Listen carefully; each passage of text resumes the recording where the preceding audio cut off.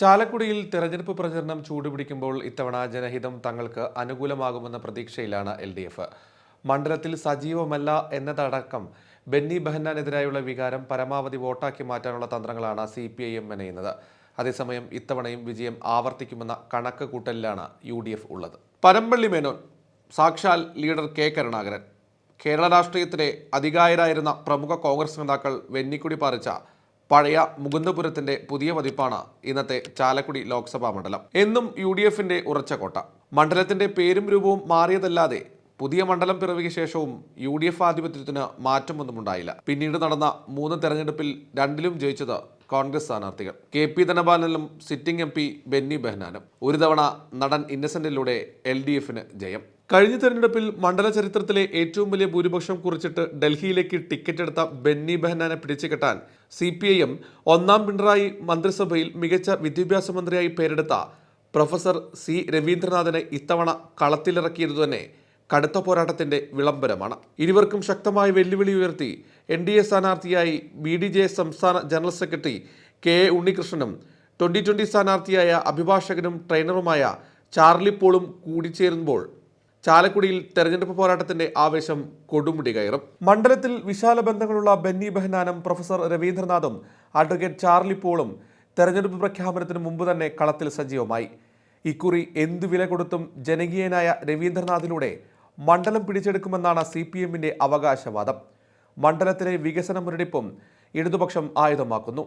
അതേസമയം ഭൂരിപക്ഷം അല്പം കുറഞ്ഞാലും ബെന്നി ബെഹന്നാൻ തന്നെയാകും പാർലമെന്റിൽ വീണ്ടും ചാലക്കുടിയുടെ ശബ്ദമാകുകയെന്ന് കോൺഗ്രസ് ഉറപ്പിക്കുന്നു. ശക്തമായ പ്രചാരണത്തിലൂടെ കഴിഞ്ഞ തവണ AN രാധാകൃഷ്ണൻ നേടിയ 1,28,996 വോട്ട് മറികടക്കാനാകും 2 വട്ടം ചാലക്കുടി നിയമസഭാ മണ്ഡലത്തിൽ മത്സരിച്ച ഉണ്ണികൃഷ്ണന്റെ ശ്രമം. വികസനത്തിനൊപ്പം കാർഷിക പ്രശ്നങ്ങളും വന്യമൃഗശല്യവും ഒക്കെയാവും പ്രചരണത്തിന്റെ മുഖ്യ വിഷയങ്ങളാവുക.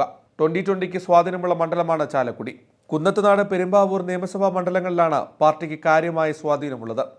2020 അക്കൗണ്ടിലേക്ക് പോകുന്ന വോട്ടുകൾ ഏത് മുന്നണിക്കാകും നേട്ടവും കോട്ടവും ഉണ്ടാക്കുകയെന്നും കാത്തിരുന്ന് കാണേണ്ടി വരും. ജയപരാജയങ്ങളിൽ നിർണായകമാവുക ഈ വോട്ടുകൾ തന്നെയെന്ന് സാരം. കഴിഞ്ഞ നിയമസഭാ തെരഞ്ഞെടുപ്പിൽ കുന്നത്തുനാട് മണ്ഡലത്തിൽ കോൺഗ്രസ് സ്ഥാനാർത്ഥിയുടെ പരാജയത്തിന് വഴിയൊരുക്കിയത് 2020 സ്ഥാനാർത്ഥി സ്വരൂപിച്ച വോട്ടുകളാണെന്നും ചരിത്രം.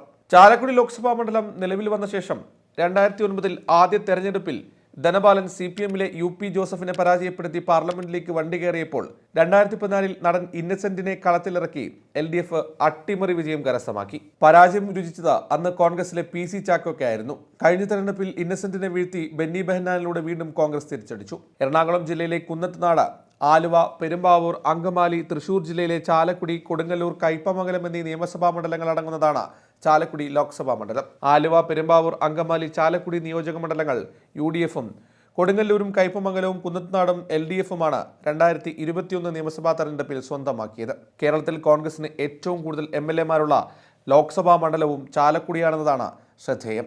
4 UDF MLAമാരും കോൺഗ്രസുകാരാണ്. എന്നാൽ UDFന്റെ ശക്തി കേന്ദ്രമെന്ന് പറയുമ്പോഴും 2014 ഇടതുപക്ഷത്തിന്റെ വിജയവും പ്രസക്തമാണ്.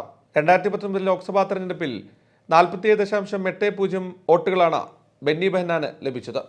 CPIMനാകട്ടെ 34.45 വോട്ടുകൾ. BJPക്ക് 17.56% വോട്ടുകൾ മാത്രമാണ് ലഭിച്ചത്. ബെന്നി ബെഹന്നാനെ തോൽപ്പിക്കാൻ മുൻ മന്ത്രിയും ജില്ലയുടെ മുഖവുമായ C. രവീന്ദ്രനാഥിനെ ഇറക്കുമ്പോൾ മണ്ഡലം തിരിച്ചുപിടിക്കാനാകുമെന്ന പ്രതീക്ഷയിലാണ് CPIM. സിറ്റിംഗ് MP കൂടിയായ ബെന്നി ബെഹന്നാൻ മണ്ഡലത്തിൽ സജീവമല്ല എന്നതടക്കമുള്ള ജനവികാരം ഉയർത്തിക്കൊണ്ടുവരാനാണ് ഇടതുപക്ഷം ശ്രമിക്കുന്നത്. News desk M5 news.